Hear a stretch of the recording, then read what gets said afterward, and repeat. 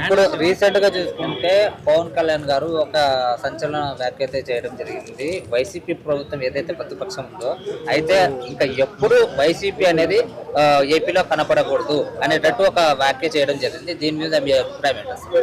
అంటే పవన్ కళ్యాణ్ గారు చేసిన వ్యాఖ్యల్లో వైసీపీ పార్టీ యొక్క స్ట్రాటజీని, అంటే జనసేన పార్టీ వైసీపీ పార్టీ మీద ఉన్న స్ట్రాటజీని ఆయన చెప్పుకొచ్చారు ప్రధానంగా. అంటే నేను పవన్ కళ్యాణ్ గారు ఏజెన్సీ ప్రాంతాలు పర్యటన చేసినప్పుడే అంటే జనసేన పార్టీ ఐడియాలజీ, అంటే వైసీపీ పార్టీ మీద జనసేన పార్టీ ఏ రకమైన స్ట్రాటజీ కలిగా వెళ్తారని నాకు అవగాహన ఉంది.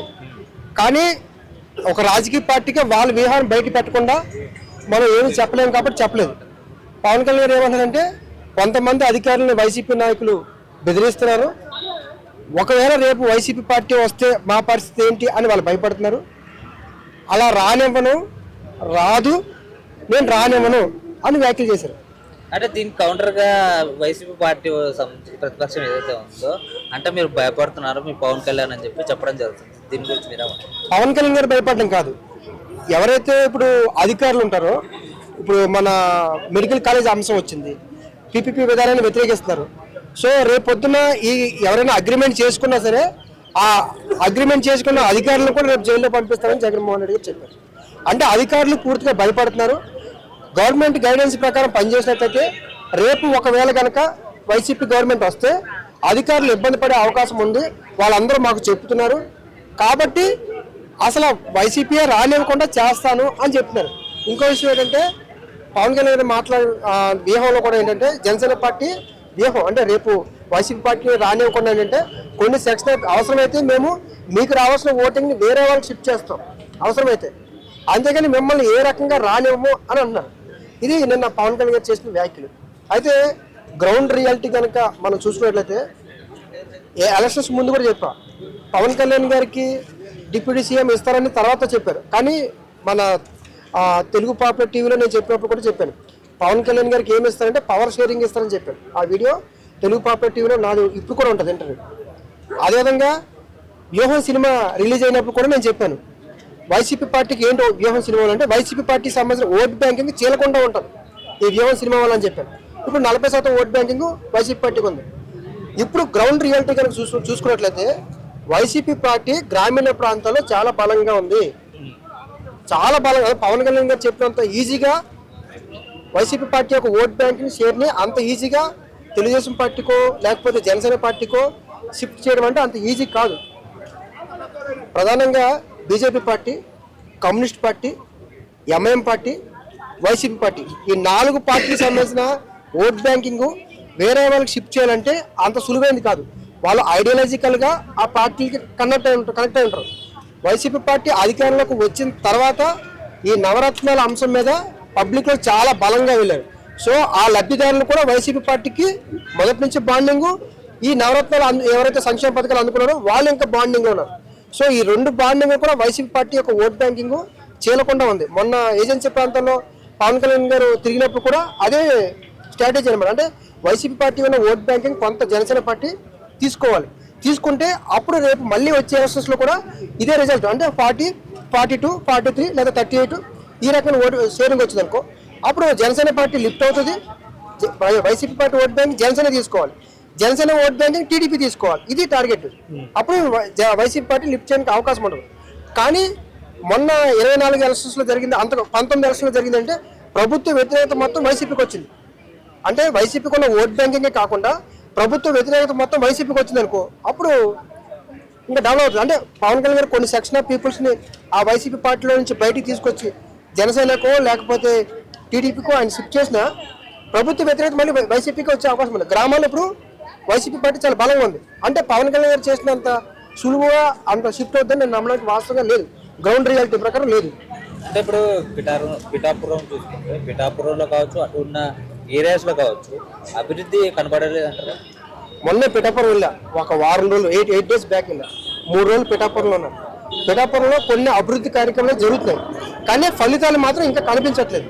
సో పిఠాపురం మెయిన్ రోడ్లో ఆ ఊరు జంక్షన్లో కూడా బోర్డులు పెట్టారు, అంటే ఏ గ్రామానికి ఎంతెంత నిధులు మంజూరు చేశారు పవన్ కళ్యాణ్ గారు, రోడ్లకి ఎంత, రైతులకి ఎంత, ఇవన్నీ కూడా రికార్డ్ వైజ్గా బోర్డులు మెన్షన్ చేశారు. కానీ ఆ యొక్క రిజల్ట్ అనేది ఇంకా బయటికి రాలేదు. అంటే పవన్ కళ్యాణ్ గారు ఏవైతే పిఠాపురంలో చేశారో ఆ రిజల్ట్ ఇంకా బయటికి రాలేదు.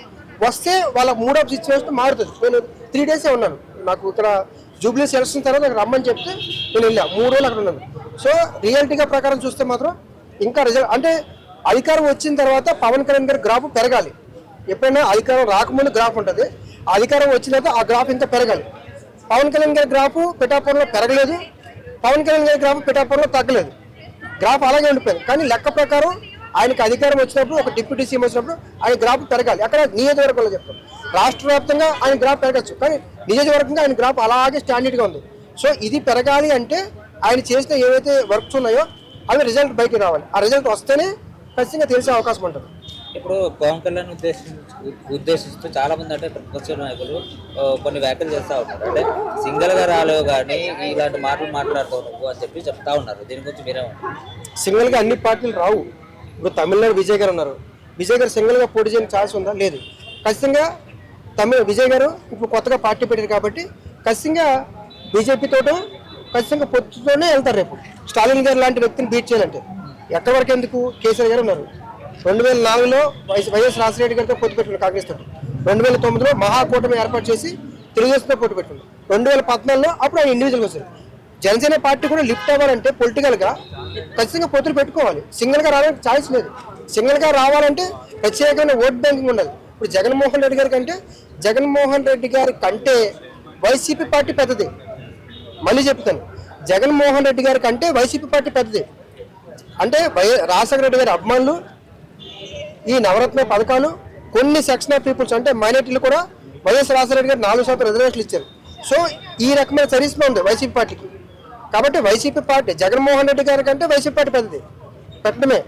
సో పవన్ కళ్యాణ్ గారు సింగిల్గా రావాలంటే ఆ యొక్క టైం లేదు. ఎందుకంటే టైం చాలా తక్కువ టైం కదా. ఇప్పుడు పవన్ కళ్యాణ్ గారు 2014లో పోటీ చేయలేదు, 2024లో రిజల్ట్ 19లో చేయలేదు. సో 10 years పట్టింది. పవన్ కళ్యాణ్ గారు లాంటి వ్యక్తులే ఒక ఎమ్మెల్యే అవ్వాలంటే 10 years పట్టింది. పొలిటికల్ సిండికేట్ అనమాట.